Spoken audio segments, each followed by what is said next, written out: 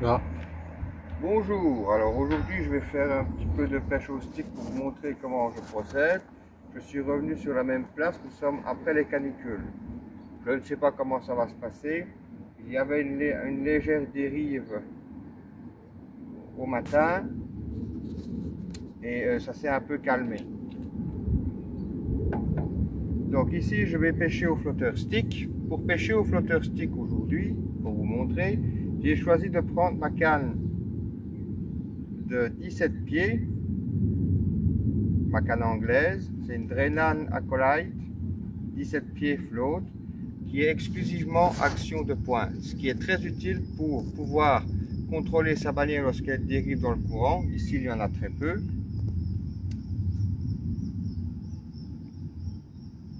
Et pour pouvoir effectuer des ferrages très précis et rapides même à distance.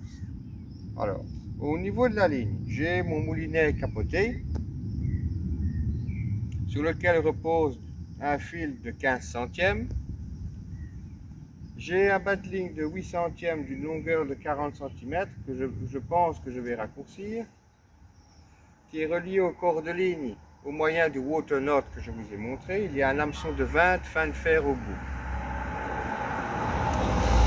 Le flotteur stick que j'emploie, c'est un flotteur stick des Varel. Je vais le mettre devant tes yeux. C'est un flotteur stick avec une antenne fine.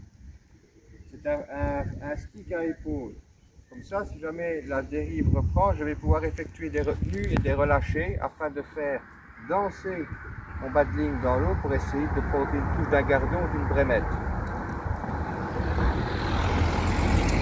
Je me suis réglé au ras du fond et j'agrène des asticots et du chenvi. La plombée est une plombée étalée. Plus je descends vers le bas de ligne, plus j'étale de petits plombs numéro 9. Plus je remonte vers le flotteur, vas-y tu peux montrer, plus les plombs sont rapprochés. Il y a également un plomb à la base de la quille afin de pouvoir connaître ma profondeur qui est relativement similaire ici. Alors, je vais écher un asticot blanc sur un hameçon de 20. Pourquoi est-ce que j'ai un grand bas de ligne et que j'ai une plombée étalée? C'est pour que la descente de mon appât soit la plus naturelle possible. Et le fait que j'ai un grand bas de ligne, quand je vais procéder à des retenues et des relâchés, ça va le faire danser dans l'eau, comme ça, ce qui peut provoquer une touche. Alors, au niveau du lancer, j'appuie, je vais d'abord bander légèrement le sillon en attrapant mon nœud de raccord corps de ligne, bas de ligne. J'appuie sur le bouton du moulinet capoté. J'envoie simplement et puis hop, quand la ligne va toucher l'eau, je retiens mon fil pour que le montage s'étale.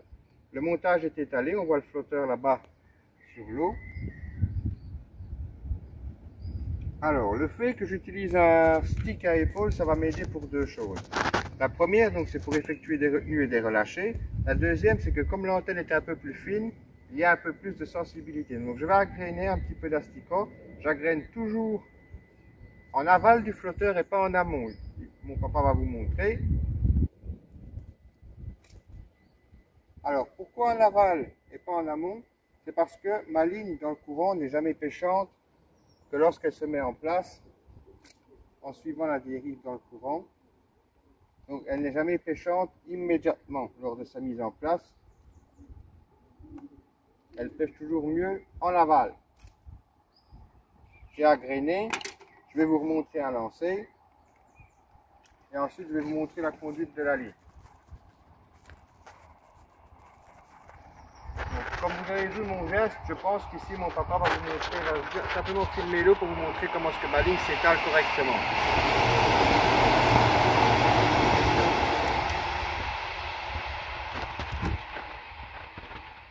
Voilà. On va vous remontrer. Et moi, je crois que j'ai accroché une herbe à mes pieds. C'est prêt?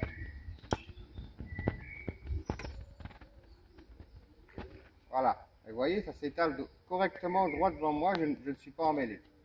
Alors, ici je peux revenir vers moi. Pour que ma ligne ne dessine pas un arc de cercle et ne revienne pas au bord, je vais ouvrir ou appuyer sur le bouton de mon moulinet capoté et je vais contrôler la sortie du fil avec mon majeur.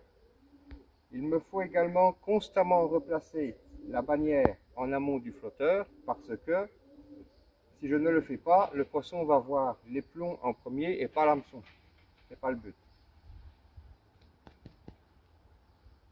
Et ici, je vais devoir m'arranger pour que la ligne dérive un peu plus doucement que le courant.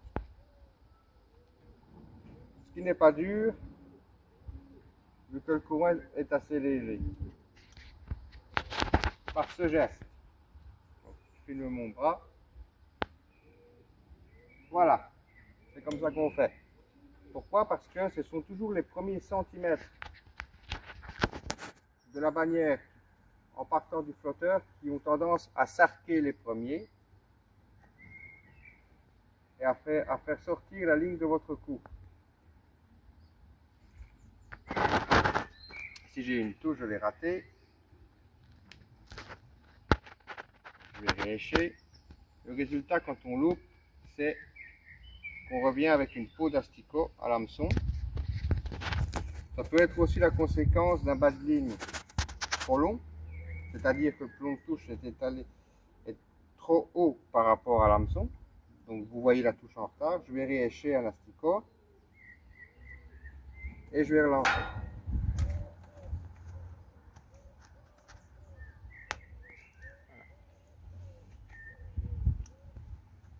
Je vais ouvrir le pick-up. Je vais appuyer sur le bouton du moulinet et je vais vite relancer un peu de chaîne vide.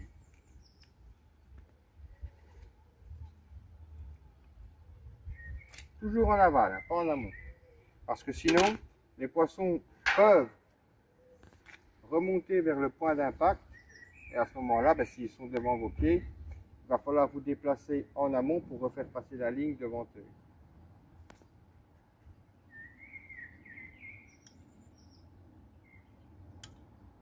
Comme il n'y a pas de vent, vous pouvez tenir la canne haute. Ça va vous aider à contrôler la sortie de la bannière,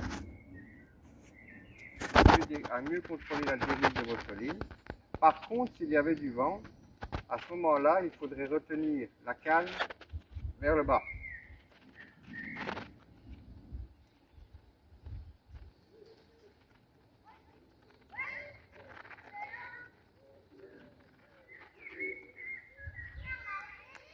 Je n'utilise pas d'émerion. Ça va aider, ça aide à la descente, à la présentation naturelle de mon appât. Je n'en éprouve pas le besoin. Une mini touche, mais je pense que c'est un gobi ici malheureusement. Tout à l'heure on a réussi à faire une brémette.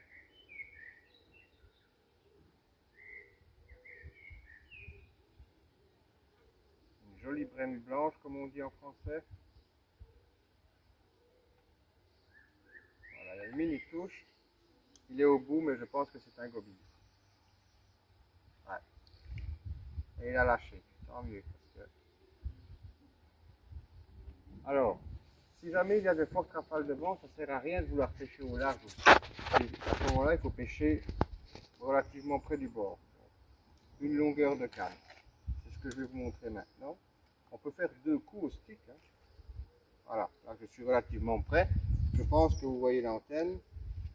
Je vais essayer de vous montrer la conduite de la ligne.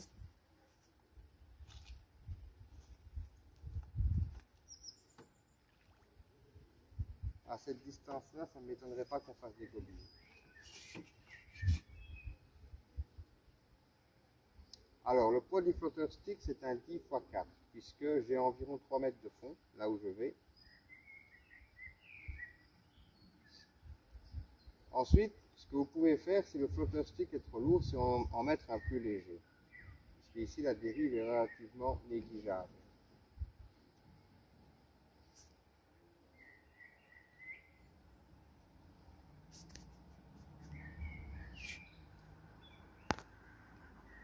Voilà, une touche, et ça c'est un gobi encore. Ces poissons sont assez embêtants.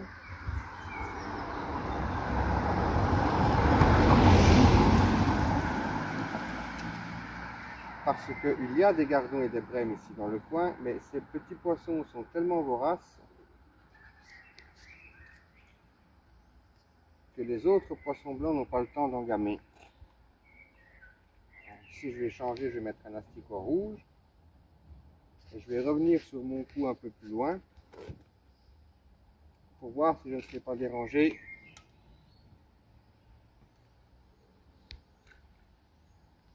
par un goby. Donc là je suis un peu plus au large.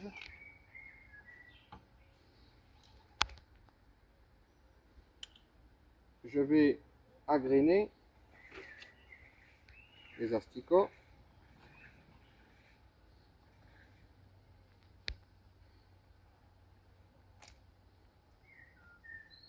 Et je vais toujours m'arranger pour faire dériver mon flotteur dans le nuage d'asticots. Souvent, quand l'hameçon passe dans le nuage d'asticots, c'est ainsi que, ou de chènevis ou de ce que vous voulez, c'est ainsi que vous avez la touche. Donc ici, il n'y a pas de vent, je tiens ma canne un peu plus haute. Ça m'arrange pour pouvoir contrôler la dérive de ma bannière. Là, je vais passer dans une trace.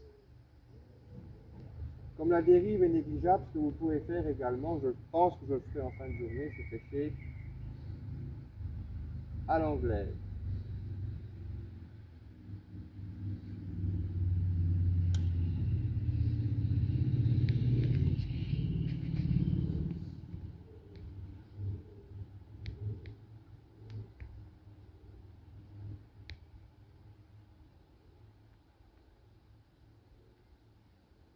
On vient seulement de commencer à pêcher, donc il faut que ça s'active. Si ça doit s'activer.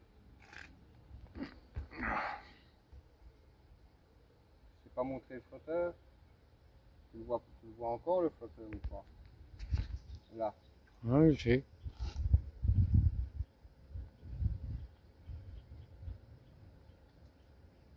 Alors pourquoi est-ce que j'utilise le water knot? J'ai une touche. C'est parce que ça me permet, c'est un goby. C'est parce que ça me permet de ne pas faire de sciage dans l'eau comme une boucle. Et puis, comme je vous l'ai dit, c'est aussi solide que n'importe quel huile. Donc, je pense que vous avez compris le principe. Je vais vous laisser là. Je vais essayer de faire venir d'autres poissons blancs en agrénant. Et si jamais c'est le cas, je vous reprendrai à ce moment-là pour vous montrer des poissons autrement plus nobles que cette petite nuisance-là. A plus tard. Ah. Voilà. Malheureusement, c'est hors caméra. J'ai eu la touche. Alors, je suis obligé de l'épuiser parce que je pêche avec un fil relativement fin. Mais parfois, avoir des lignes fines avec une plongée étalée qui vous permet d'avoir une présentation plus naturelle de l'appât, même en canal, ça fonctionne. Après, malheureusement, il faut composer avec les gobies, ça, c'est pas fait.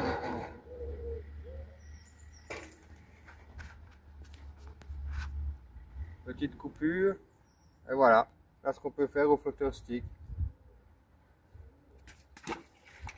Donc je vais peut-être encore faire une coulée devant vous. Là, si je récupérais le bas de ligne dans la tête d'épisode, c'est mieux.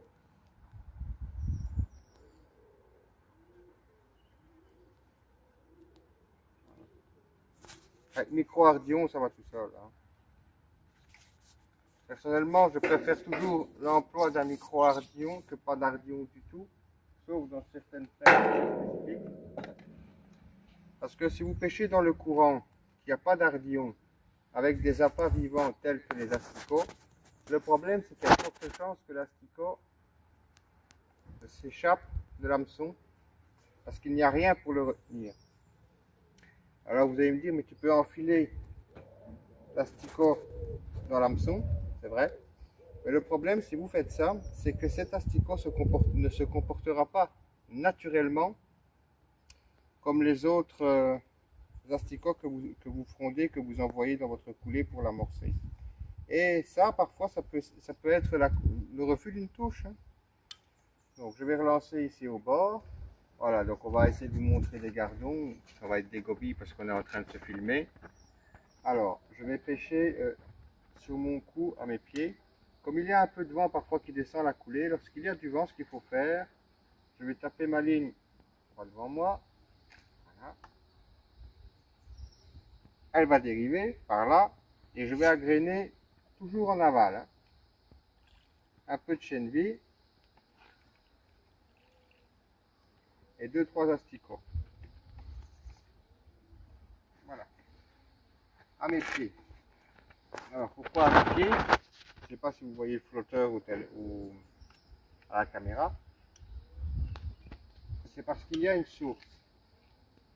Une sortie d'égout en l'occurrence. Et le poisson se tient là. Donc ici, je fais dériver ma ligne un peu plus lentement que le courant. Sur ce coup, j'ai un flotteur de trop de profondeur, mais je vais laisser comme ça.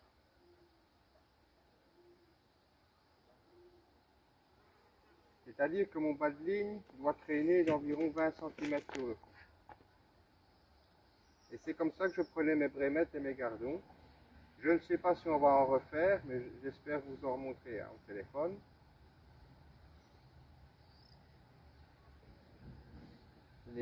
Je n'ai pas la caméra, ici j'ai le téléphone.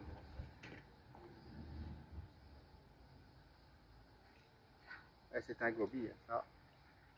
Tu peux être sûr que quand on se filme, on fait des gobies, et quand on ne se filme pas, c'est des gardons. Donc on va essayer de choper un gardon.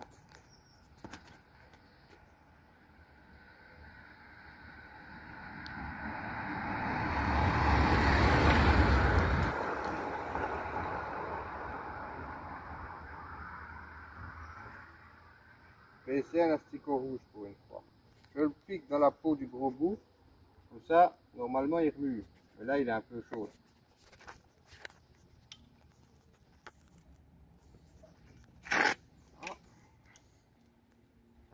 La plombée est étalée dans le sens du courant. J'ouvre le pick-up, enfin, j'appuie sur le bouton du moulinet capoté et j'agrène un peu. Et on reprend. Ce que je vais faire, si je continue à pêcher ici, si je prends mes poissons ici, c'est que je vais enlever ma profondeur excédentaire et je vais mettre un flotteur stick plus léger pour avoir une ligne un peu plus folle. Il se peut même que je refasse toute ma ligne et que je monte un flotteur stick avec une quille en bambou.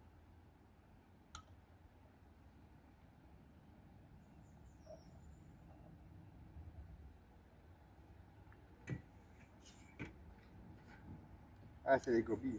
Tu te filmes et c'est des gobies. Tu te filmes pas, t'as des gardons. Ah, il y aura un gardon qui voudra bien un petit peu me sauver mon honneur là.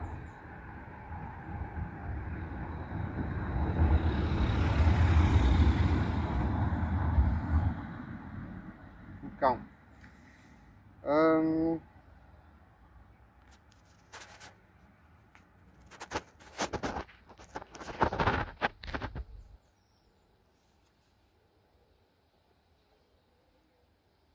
je ne sais pas s'il me filme moi ou s'il filme les touches.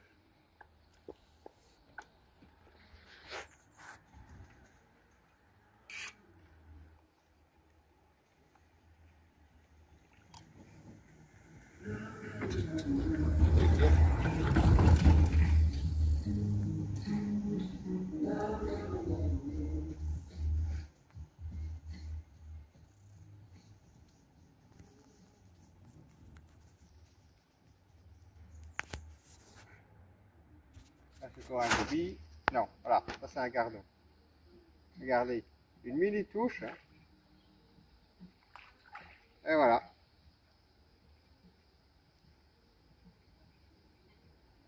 Je ne sais pas si on le voit à la caméra.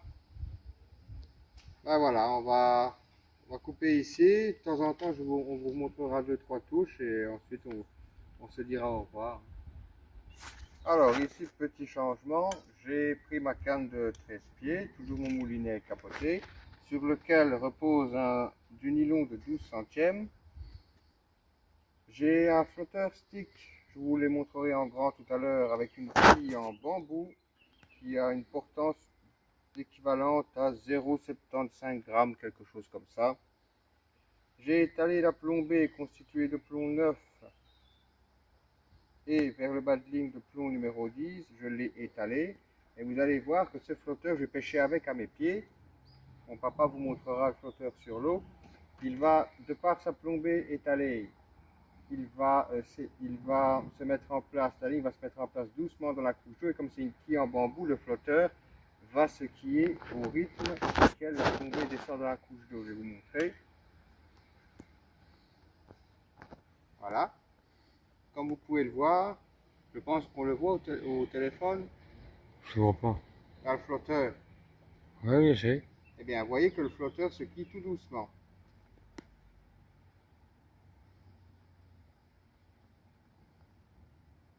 Maintenant, il est en place et j'agrène dessus un peu de chènevis. Le courant est vraiment minime, donc il faut que je pêche avec une ligne légère. Et dessus, je vais agréner 2-3 asticots. Ce sont des flotteurs qui sont très sensibles. Vous voyez, j'ai déjà une touche, certainement un goby, ça.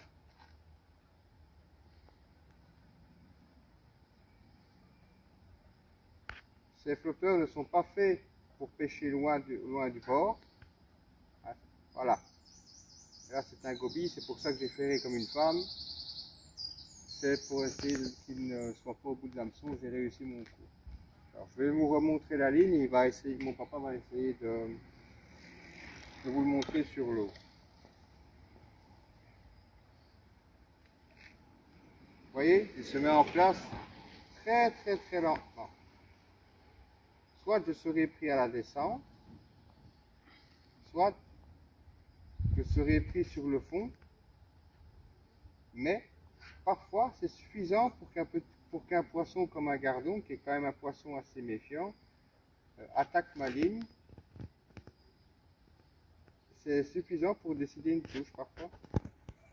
Et il y a 30 ans, quand j'étais gamin, la plupart des sticks, il y avait une quille en bambou. Et on pêchait avec ça, on pêchait avec une canne anglaise.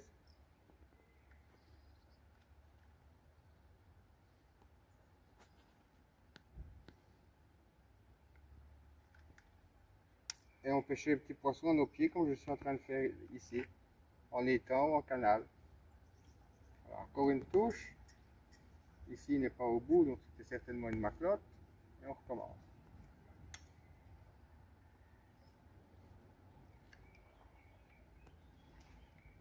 On dit souvent qu'avec une plombée étalée, on en mêle, mais vous voyez bien que ce n'est pas le cas.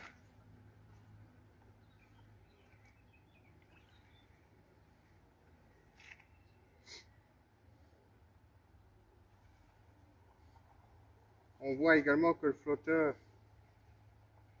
n'est pas tout à fait droit, il a un peu de travers, donc c'est la bonne posture dans la couche d'eau.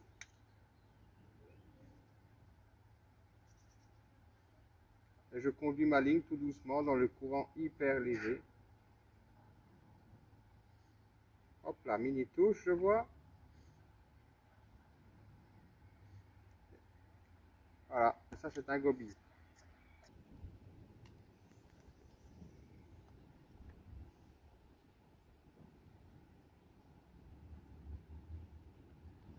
Je vais lancer un tout petit peu plus loin parce que là je sais que je ne serai pas sur le fond.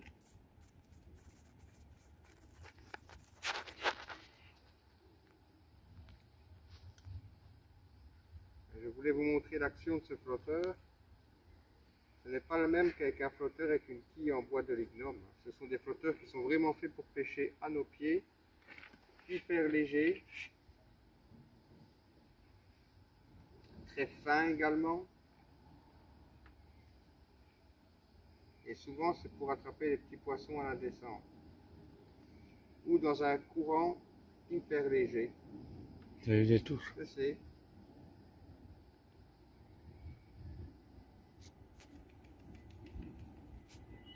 un seul égobie à cette distance. Un gardon, on ne fait pas une touche comme ça. Voilà. Et on prend, comme je vous l'ai dit, des petits poissons. Ici, c'est une toute petite brémette. Et donc, comme vous le voyez, ce flotteur, il n'est pas fait comme le flotteur stick avec une quille en bois de lignum. Ce n'est pas fait pour lancer forcément plus loin de la berge. C'est fait pour pêcher dans de petites profondeurs avec des courants légers. Et c'est tout à fait possible de pêcher au stick dans les canaux. Voilà.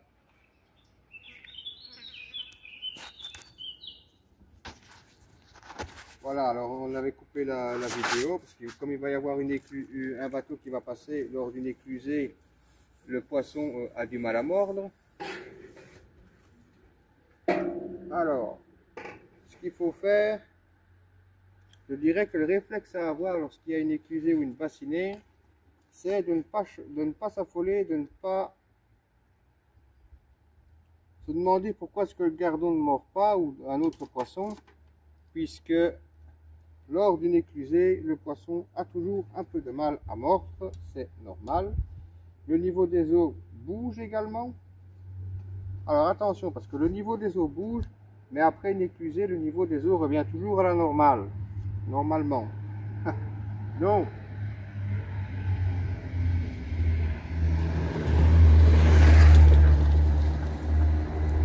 ça ne sert à rien de changer constamment le niveau du fond. Alors je sais qu'en compétition, certains ont un petit ustensile pour toujours être sûr qu'ils pêchent au ras du fond. Mais nous ne sommes pas en compétition, donc on s'en fout. On vient simplement ici pour s'amuser. Alors au flotteur stick, il n'y a pas besoin d'amorce, c'est-à-dire par là. Vous n'avez pas besoin de farine, il vous faut simplement des appâts. Ces appâts doivent être légers, mais vous pouvez pêcher avec des appâts que l'on pourrait qualifier d'inappropriés. Quand on pêche au flotteur stick, par exemple, vous pouvez pêcher avec des graines de froment, si le courant est assez vif. Je vous recommande également d'avoir une panoplie de flotteur stick variée, puisque il faut vous adapter aux profondeurs, à la mécanique que vous voulez donner à votre ligne, à sa mise en place. Vous n'allez pas pêcher des petits poissons dans 90 cm de fond avec un flotteur stick avec une quille en aluminium de 12 x 4.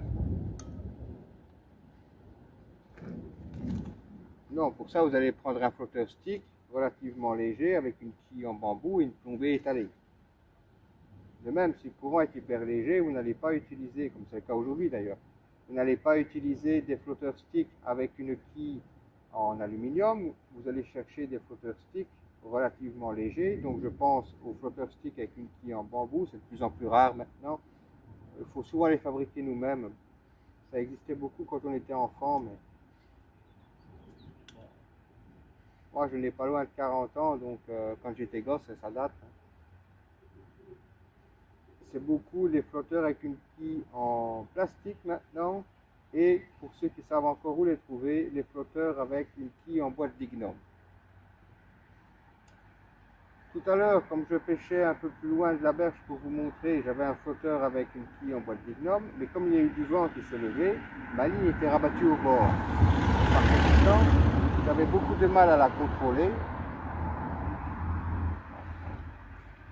Et je suis revenu pêcher ici à mes pieds en agrénant du chènevis, et c'est comme ça que j'ai fait mes gardons. Alors ma ligne était trop lourde pour pêcher à mes pieds, donc ce que j'ai fait, c'est que j'ai pris ma canne de 13 pieds, 12 centièmes, un flotteur de 0,75 avec une quille en bambou, des plombs de 9 et de 10 étalés, un bouc dans bouc, un bading de 20 cm, un hameçon de 20, c'est comme ça que j'ai fait mes poissons.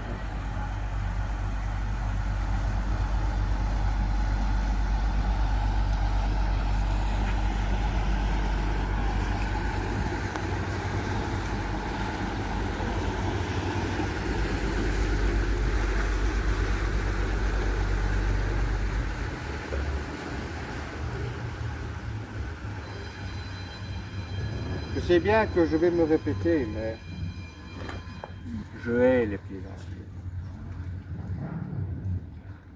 Maintenant, on va regarder quelque chose. Comme le bateau vient de passer, on va voir si ça a fait bouger un peu les poissons.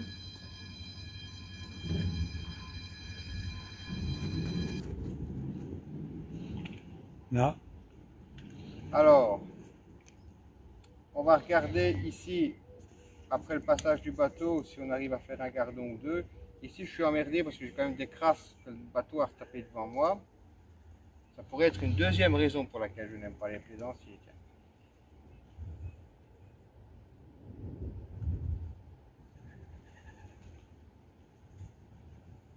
On va voir ou pas. On se quittera. J'espère que ça vous aura plu.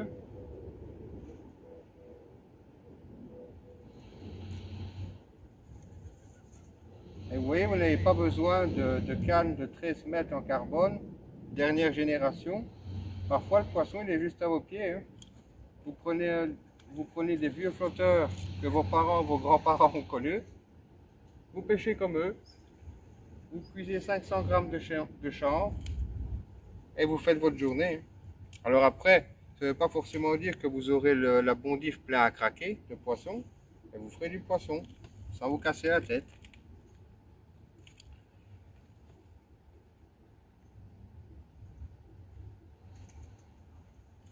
Avec une technique assez simple, qui ne date pas d'hier. Le caméraman qui est en train d'admirer le bateau dans l'écluse, mais il ne sait pas où il met la caméra, c'est ça? Alors, ici les crasses commencent à dégager devant moi, donc on va voir.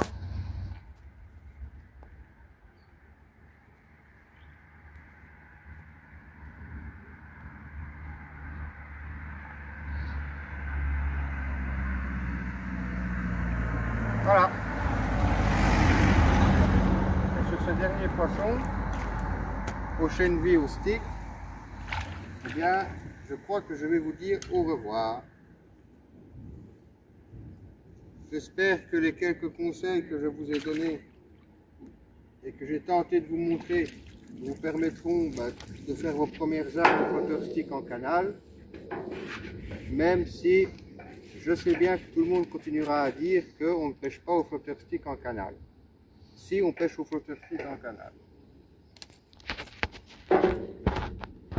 Ah, l'hameçon est pris dans la bondif. Attendez. Alors, nous sommes en fin de partie de pêche. Et j'ai les gardons sur mon cou. J'amorce au bord, à mes pieds, au chènevis. Et je pêche avec du chènevis à l'hameçon, avec un flotteur stick, une quille en bambou, et un flotteur stick qui a l'équivalent en poids de 0,75 grammes.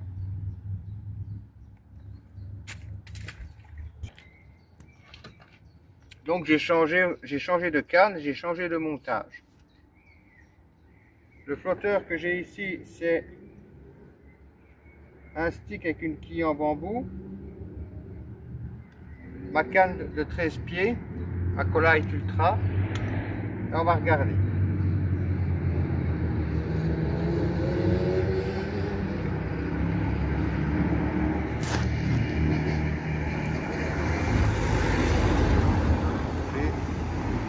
J'ai propulsé ma ligne à mes pieds.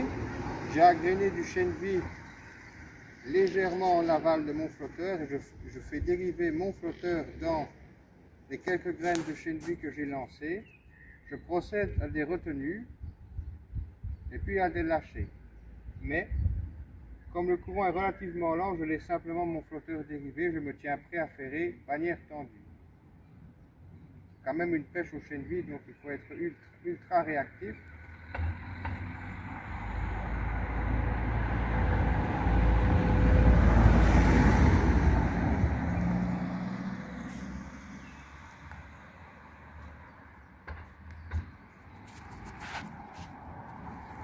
Loupé.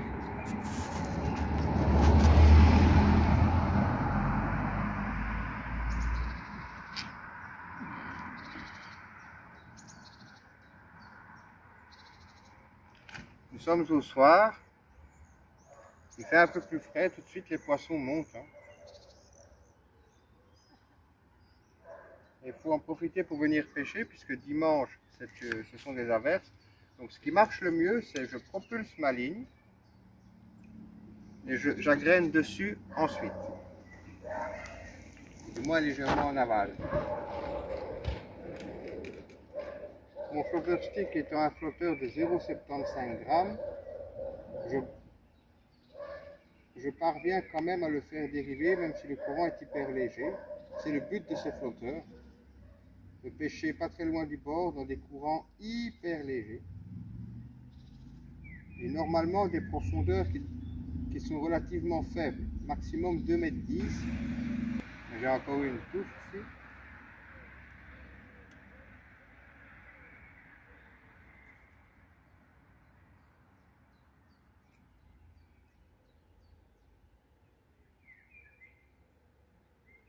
Je dis, c'est à chaque fois qu'on l'allume qu'on n'a rien.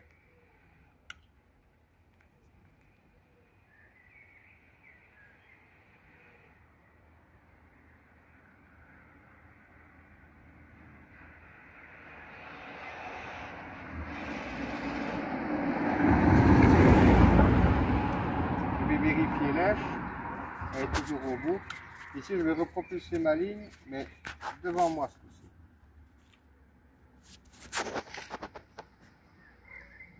Je vais agréner devant moi. Je me demande si le poisson ne s'est pas décalé, puisque comme on agrène depuis tout à l'heure, pas forcément fort loin en aval, il est fort possible que le poisson se trouve à mes pieds. Et là, on pourra parler du fameux phénomène dont je vous ai parlé tout à l'heure, le fait d'agréner devant vous légèrement en amont. Parfois, c'est contre-productif parce que ça fait venir les poissons devant vous. Alors, quand il n'y a pas de courant, ça va, mais s'il y a du courant, ça ne peut pas aller parce qu'à ce moment-là, les poissons sont devant vous à vos pieds, mais votre ligne, elle est pêchante en aval. Et là, quand il y a du courant, à ce moment-là, il faut se déplacer pour de nouveau reprendre les poissons en aval.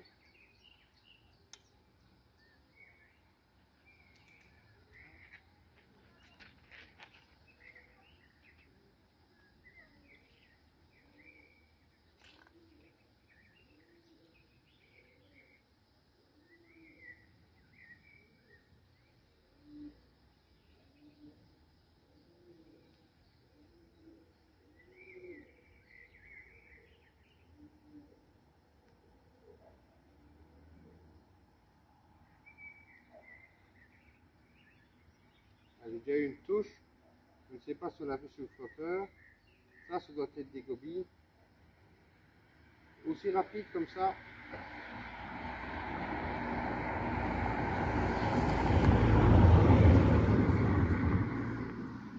Voilà. Et ici, je crois qu'on peut voir,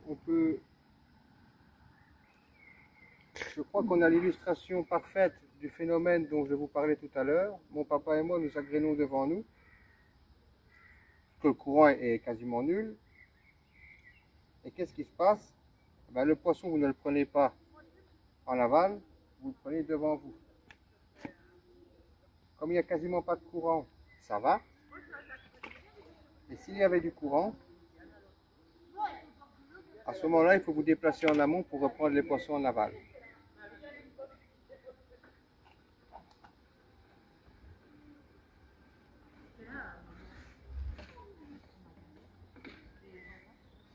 On va recommencer.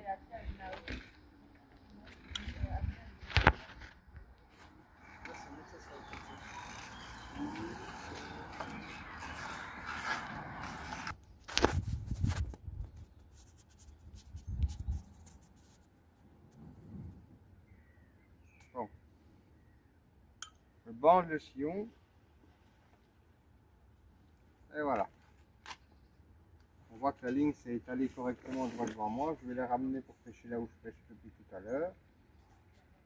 On voit que le flotteur stick reste à plat et qu'il se quille tout doucement au même rythme que ma plombée. Si j'étais pris à la descente, je le verrais immédiatement. Et je pourrais faire. J'agrène mon chanvre et je vais faire la coulée. Je ne pense pas qu'on verra encore des gardons, mais bon, qui sait, hein. Ce sont des flotteurs assez sensibles. Ici, vu le poids de flotteur que j'ai et le courant hyper léger que j'ai, j'utilise un 0,75 g. C'est ce qu'il me faut pour avoir la bonne inclinaison du stick dans l'eau quand je le retiens, mais le courant est hyper léger. On voit que ma ligne est emportée légèrement par le courant. De temps en temps, je procède à des retenues et puis je lâche.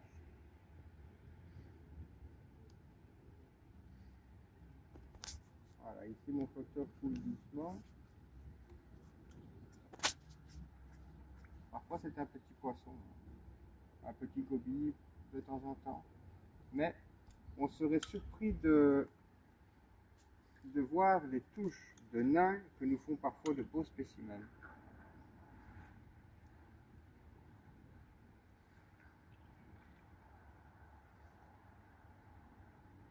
On pourrait également pratiquer ici une pêche au chenille, c'est possible. C'est un coin qui est réputé pour la pêche à la graine. Vous voyez ici, il y a une petite dérive. Donc j'en profite ici pour vous montrer comment je procède au stick.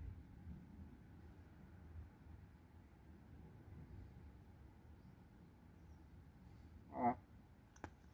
Vous savez, si vous demandez à des... Bon, les gens doivent être âgés maintenant, mais comme c'était quelque chose qu'on faisait dans les années 40-50, demandez à vos parents ou vos grands-parents, ils vont vous dire qu'on pêchait comme ça, souvent en Angleterre d'ailleurs, mais pêcher au stick, ou avec des flotteurs de ce genre-là, une canne et un moulinet, ça se faisait, c'était tout à fait normal. C'est parce qu'aujourd'hui on veut parfois des produits beaucoup plus performants dans notre tête, beaucoup plus chers dans la réalité, et c'était une touche. Mais en réalité, cette technique-là fonctionne encore. Vous n'êtes pas en concours, donc vous n'êtes pas tenu à un score particulier. Vous venez pêcher pour vous détendre. Vous n'avez pas besoin de farine, vous avez juste besoin de quoi grainer. Des appâts assez légers, du chanvre ou du chènevis si vous voulez, des asticots, ça se lance mieux de par leur poids que des pinkies. On peut également utiliser du froment, mais il faut que le courant soit un peu plus fort à ce moment-là. Les fameuses graines de veste avec lesquelles nous avons eu un sacré fou rire.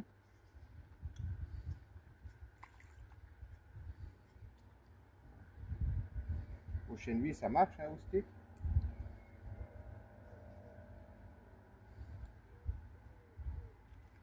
Des casters.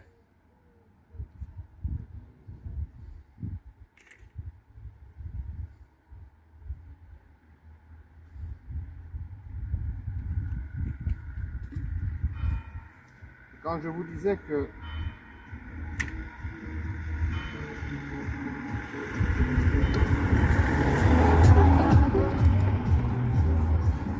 disais que ça fonctionne au stick sans se casser la tête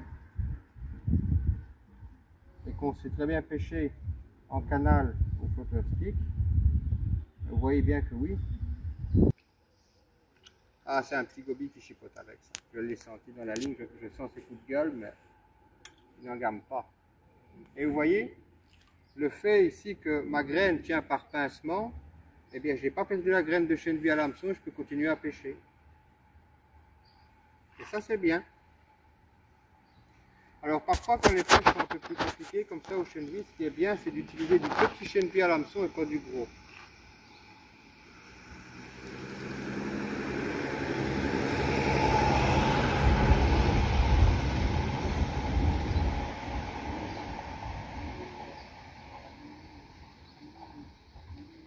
On pourra dire aujourd'hui que je me suis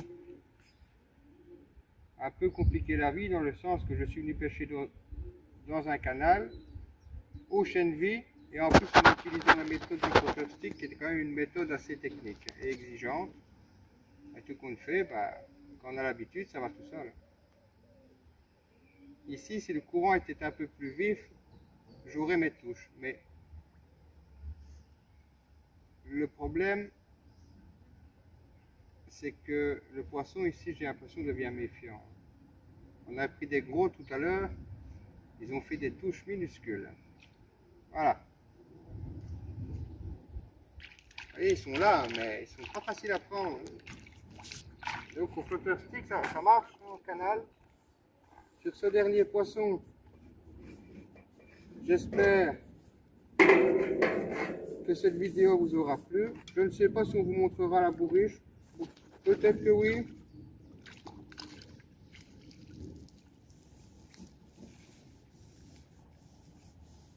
Donc je vous dis à tout à l'heure, mais je ne vous promets rien.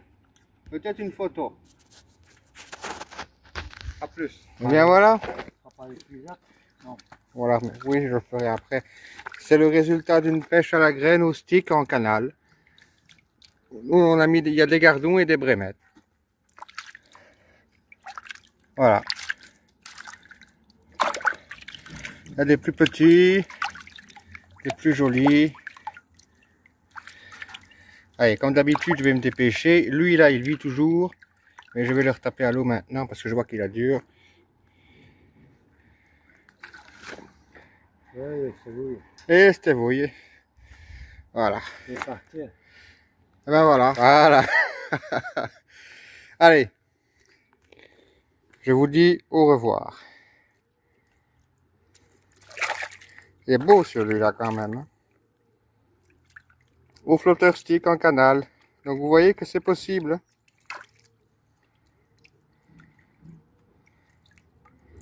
Allez, au revoir. Alors il va vous remontrer les gardons et on les relâche.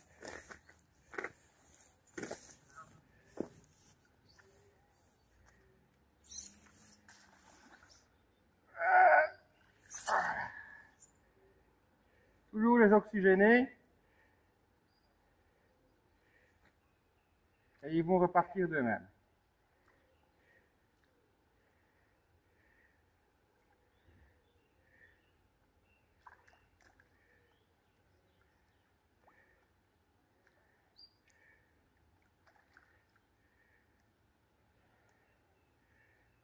Ah. Et le dernier est reparti. Et donc, je vous encourage à faire de même, mettre les poissons dans un seau rempli avec de l'eau, les manipuler avec précaution, ne pas les laisser hors de l'eau trop longtemps, c'est la mode maintenant, il ne faut pas le faire. À titre personnel, en tout cas, je pense qu'il ne faut pas le faire. Et le relâcher le plus délicatement possible, et comme vous avez vu, il n'y a pas un mort. C'est aussi ça le plaisir de la pêche sportive, comme je l'ai déjà dit. On prend les poissons, mais on a plaisir à les voir repartir bien vivants en fin de journée.